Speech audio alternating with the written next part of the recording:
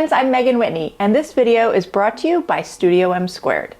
In this video, I'm going to show you how to make this Scrappy Improv tree that you can applique onto a pillow, a sweatshirt, t-shirt, or whatever you like.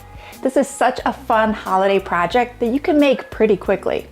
It's a good scrap buster project and also a great way to use some of those fun decorative stitches on your machine that you may rarely have a reason to use. We have a pattern template that you can download from our website, that's studiomsquared.shop, and it includes 2 tree sizes that you can use for different projects. For the sweatshirt I'm wearing, I use the small template, and for this pillow, I use the large template. I'll put the link in the comments below for the templates. All right, now let's talk about the materials you need. First, you need a piece of muslin or inexpensive solid fabric, about 18 inches by 18 inches square.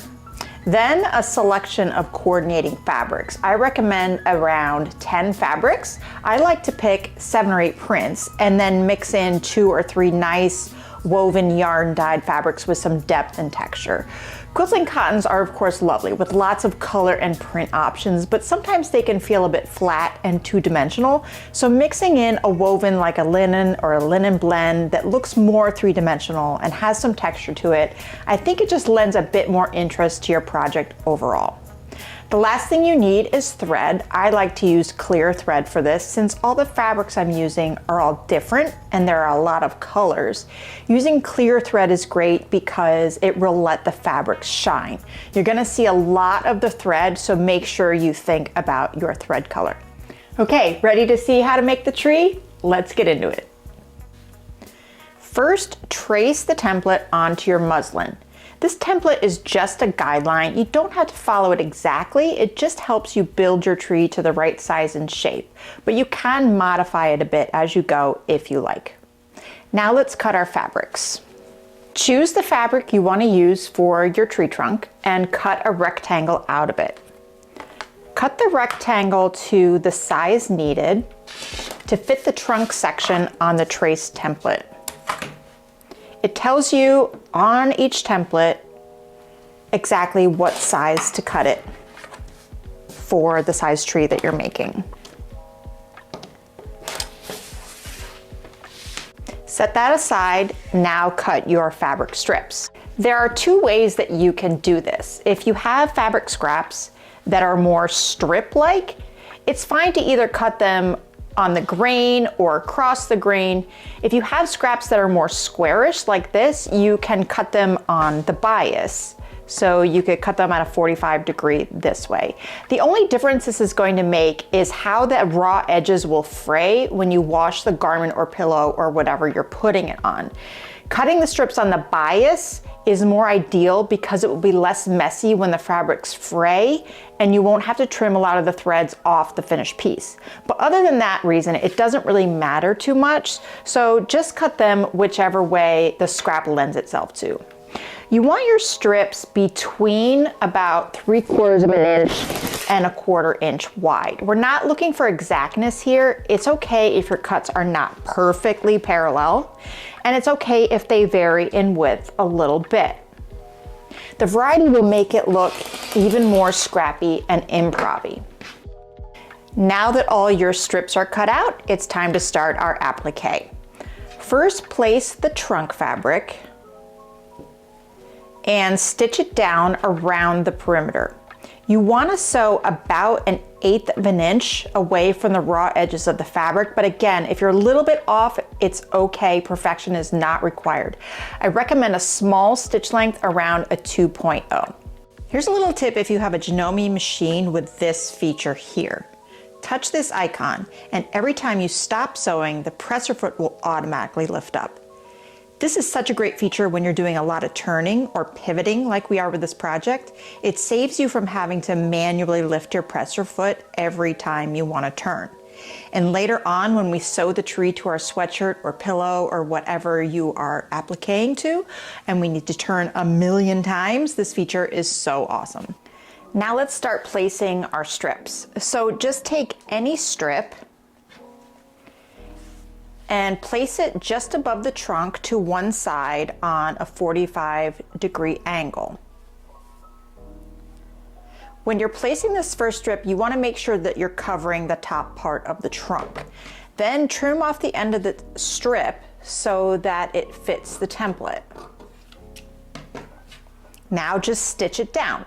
At this point, I just start at the top upper corner and sew down the long edge, then the short side, and the other long side. I don't bother sewing the top edge because it's going to be covered and sewn over.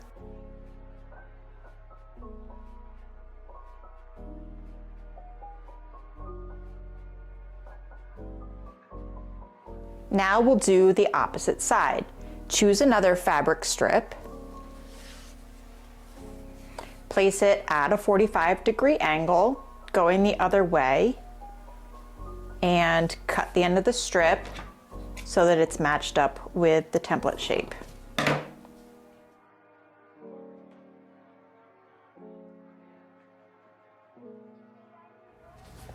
Then we'll go back to the other side and continue building. When you place your next strip, cover the long upper edge of the previous strip. Sometimes you can cover a little more, sometimes you can cover a little less, so that you kind of end up with varying width strips showing on the piece.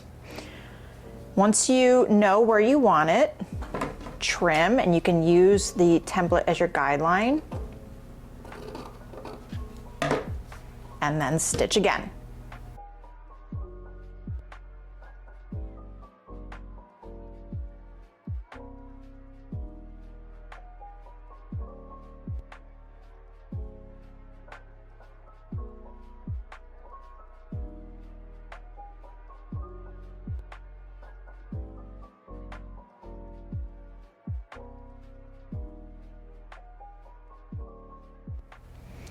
Now once your tree is complete, you're just gonna cut it out. So just take some scissors and cut the extra muslin out all the way around. I like to just cut out all of this excess first.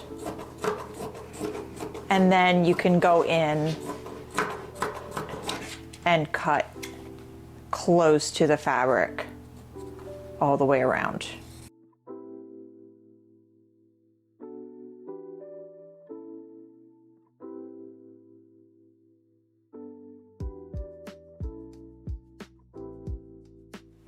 Now, once you're all cut out, place the tree on whatever you're appliquing it to and pin it down. You're going to be stitching all around the outside, so put your pins more towards the center of the piece.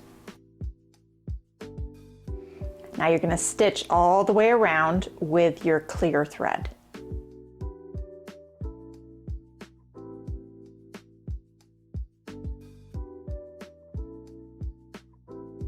Now here's where you can have a lot of fun with your decorative stitches. I like to put a polyester embroidery thread in the machine because it has a shine to it. And I love this starry looking stitch here on my Janome machine. So just choose a few spots on each side of the tree to do some decorative stitches. If you're stitching out a design like this one, you want to make sure you stop sewing at the right time so you don't stop in the middle of a design. So as your design is stitching out, let's say I want to stitch 5 of these stars. When it starts stitching out the 5th star, I'm going to tap the auto lock button and you'll see it's flashing. So this tells the machine that once that 5th star is complete, it'll stop and it'll automatically do a locking stitch when the star is complete.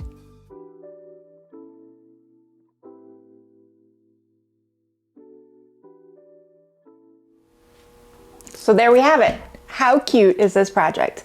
Click on the link below to get the template on our website at studiomsquared.shop. And make sure you subscribe to Society Studio for more tutorials, Janome tips, and project inspiration. Happy sewing!